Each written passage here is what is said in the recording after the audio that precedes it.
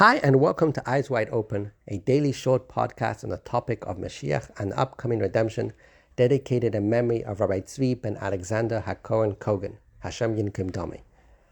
In yesterday's episode, we talked a lot about monarchy and Moshiach and how Moshiach will be a king of the Jewish people.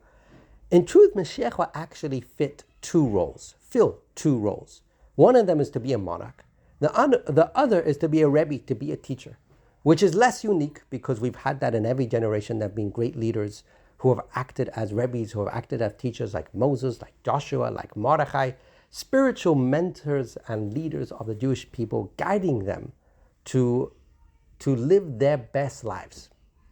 And what's interesting is although Moshiach will fill both these roles, he will start focusing on just one and slowly transition over to the other.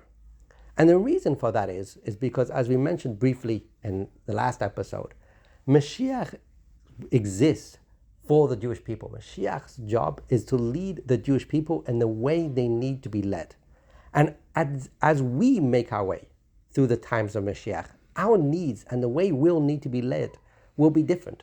The early stages of Moshiach are going to likely be an extreme culture shock. A lot's going to change in those early days. The third temple will be rebuilt. The Jewish people will be brought back to the land of Israel. War will come to an end. There'll be profound levels of spiritual elevation. And it's going to be a culture shock that for many of us is going to be challenging to wrap our head around.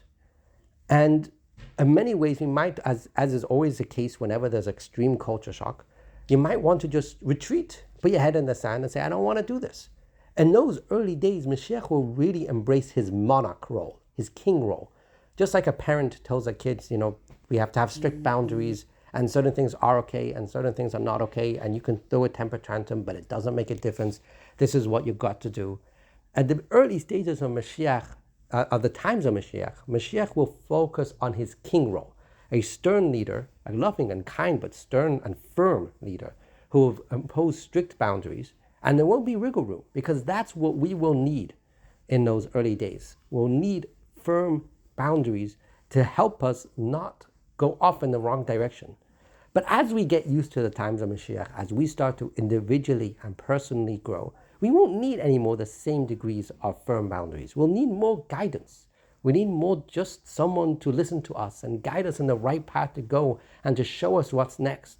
At that point, Moshiach will transition over more into his Rebbe role, his Rav role, his teacher and spiritual mentor role, and which is a role he'll stick with for his entire reign as Moshiach, which is why, although in many ways, when he's adopting his monarch role, he will be more imposing, appear more impressive, and his impact on the world will be more novel because Moshiach will accomplish things as a king that no human in history has accomplished, and specifically world peace. No one, not even King Solomon, who in the reign of King Solomon, the Jewish people had extreme peace, but it wasn't a global peace and it wasn't a permanent peace. Moshiach will accomplish global peace. He will ultimately transition away from his role of monarch, and he won't be acting as a monarch forever.